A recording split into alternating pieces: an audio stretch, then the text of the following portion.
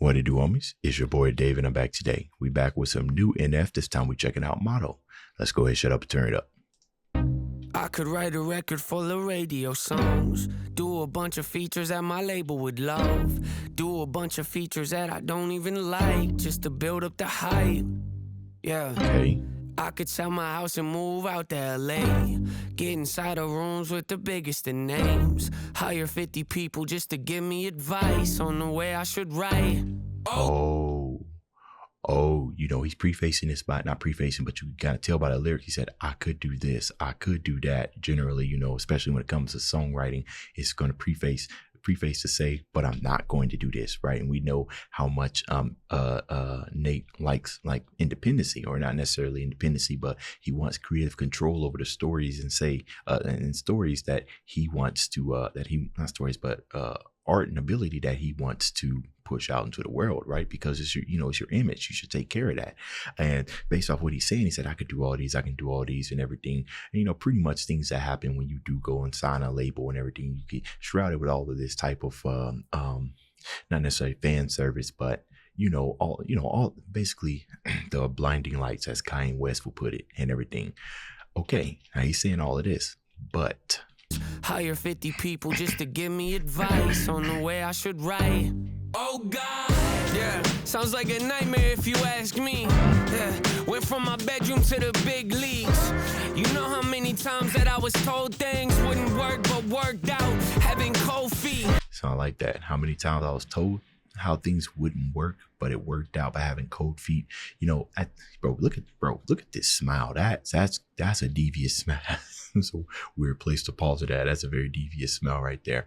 But getting signed to a label is pretty much kind of like a fast track to stardom. But the quicker you arrive, the quicker you fall. And I'm imagining that Nate here, when he's singing, he's just thinking about all the type of trouble and stuff and everything that he went through in order to get to this point and everything. Because it is easy, right? You got people that's willing to make you like sign like $1 million checks and stuff like that for you to come and perform for them. And you're like, well, shoot, that takes all the hard work out. Why would I try to perform right over here, getting scraps and everything, when I could just join this label and have everything done for me? You know what I mean? So Nate pretty much took the hard way. But the thing about Nate is that,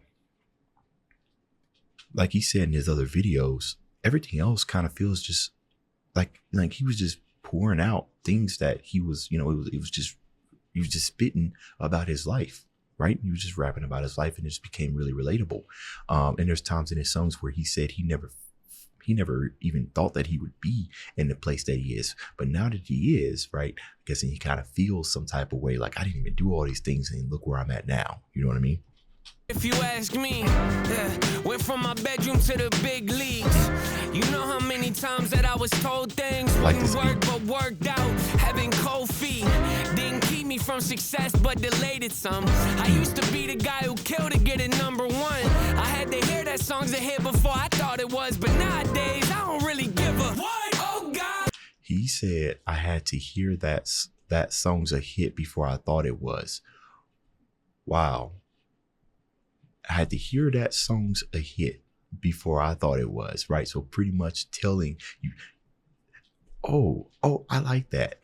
It's almost like you're not even forming your own type of opinions and everything. If somebody come out with something and it's hard and something like that, and you got somebody that's that might be on a little bigger like success or higher level than you are and everything, and they're telling you that this is great and everything, then your opinion of what you're listening to might be formed, a little bit differently, right? Because you don't want to be that guy that says that it's trash. You know what I mean?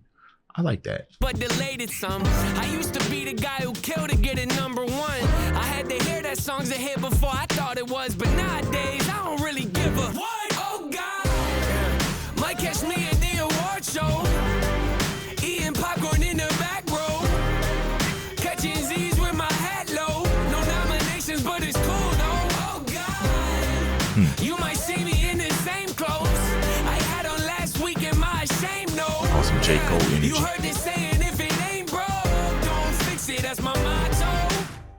If it ain't broke, don't fix it. That's his motto. Okay. I like how he's he's kind of saying that, you know, like I said, kicking in the back, right? Where he's kind of doing his own thing. As a matter of fact, here in the thumbnail, as we're seeing, you can see everybody kind of dressed up at the, at this event or whatever he's at or whatnot, big red carpet and everything. You know, if I was to look at this and try to find some type of other meaning, I would say that everybody is pretty much conforming, right, to a specific idea of what success is. And speaking of, you know, success, what he said, if it ain't broke, don't fix it. Y'all remember that Lil Dicky and Snoop Dogg rap, the one that was animated, when Lil Dicky was like, I'm just saying some things can be different. And then Snoop Dogg was like, well, I'm just saying if it ain't broke, don't fix it. You know what I mean? Both had valid points and everything. So if it ain't broke, don't fix it. You have this thing that's been proven to be successful time and time again. But he's saying, you could do something different. I could just be myself and get to where you're at. So in this thumbnail, and as we can see here, he's dressed in all white and possibly in all black, right? So he's pretty much being the odd one out because he's doing his own thing. And not only that, but he's not just standing out, but he's relaxed, right? To give you another sense that he's comfortable where he is. So don't try to come and tell him anything else different. In the same clothes I had on last week, am I ashamed? No. Yeah, you heard this saying, if it ain't broke, don't fix it. That's my motto. Yeah, I miss buying CDs at the store and thumbing through the cases trying to make a choice. That don't make no sense to you, well, of course. See, one man's inconvenience is another's joy. I missed that too, thumbing through the CDs. I also kind of missed the whole Blockbuster thing. The reason why is because, you know, some of our choices, especially when it comes to entertainment, is so driven by ratings, right? Like, for instance, even on Netflix, I'll look at something and I'm like, oh wow, they got a low rating, I'm not gonna waste my time. But those type of ratings weren't necessarily in your face at Blockbuster, right? I would choose something based off the cover art alone, or a CD just based off the cover art alone. And then sometimes it'll be trash, but other times it'll be something absolutely magnificent and everything. There's some joy to that. Don't make no sense to you, well, of course. See, one man's inconvenience is another's joy. Wow, how are you unemployed? Telling me to get a life, you should look at yours. Yup, congratulations, you can raise your voice. Hope you break both of your legs falling off your horse.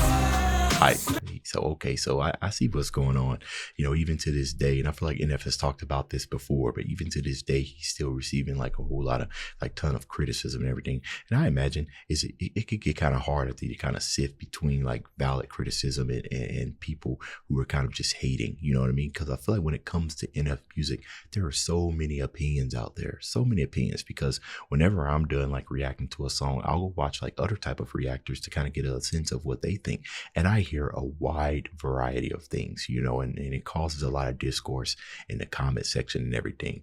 I wouldn't necessarily call NF like a controversial rapper. I would just say that I wouldn't even say his fan base is controversial. It's just sometimes it could be a mess. You know what I mean?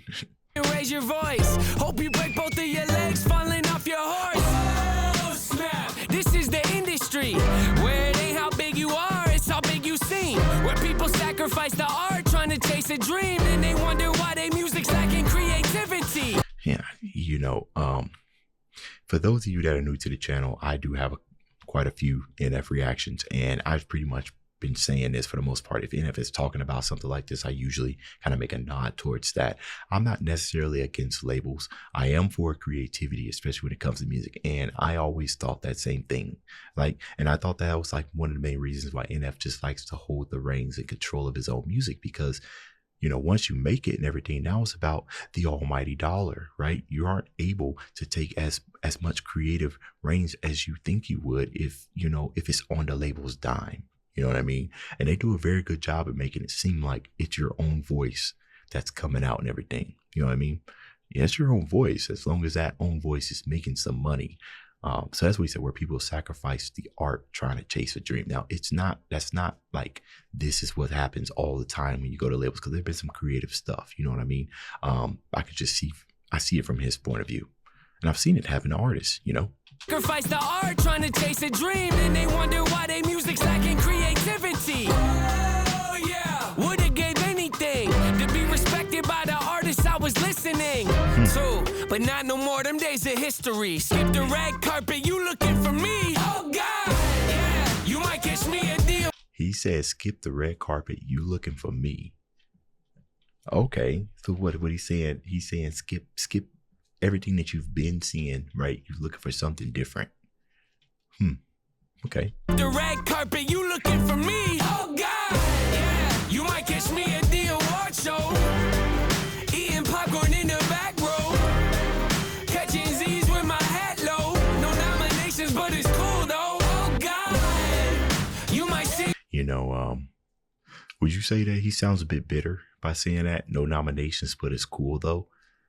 You know, oftentimes whenever I'm listening to people, you know, as they rap and everything, you got to think he could have said anything there, but he did put it there, right? He put it there for a reason, right? So that's interesting. I wonder if he's a little bit bitter by that, right? Y'all let me know. Me in the same clothes I had on last week in my shame note. Yeah, you heard this saying, if it ain't broke, don't fix it. That's my motto. Got my feet propped up, leave my shirts untucked. I'm the boss, so what? I do what I want. Oh God. You got the trophy, that's great. I'm happy for you, no hate. Oh, that bass. Still got a smile on my face, chilling in the back like, hey, oh God, yeah. You might catch me at the award show, eating popcorn in the back row, catching Z's with my hat low. No nominations, but it's cool though. You know what's interesting about this whole entire scene is, I mean, because he's making it look like the industry does the industry hate NF? Like, so what I don't know is kind of like that background type of stuff. Like, there's stuff that you guys tell me and everything, but I'm pretty sure there's people that's out there that does like research into like, is there been some things that has been said to NF? I mean, he paints a huge picture about the industry right here. They're dragging him out. Everybody hates him. I wonder that, like, how is the hate really there, or is it like, I know it's there. It probably is there, but is it exaggerated? That's my question. Oh God, you might see me in the same clothes I had on last week in my shame note. Yeah, you heard this saying, like a if baby it there. ain't broke, don't fix it. That's my motto. He kind of feels like an outcast, but he's still happy. See, he's still dancing. No shame on his face.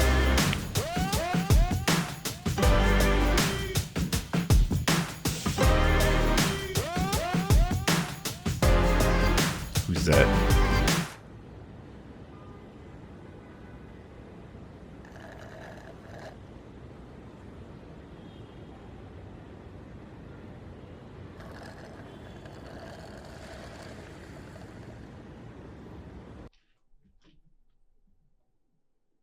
Huh?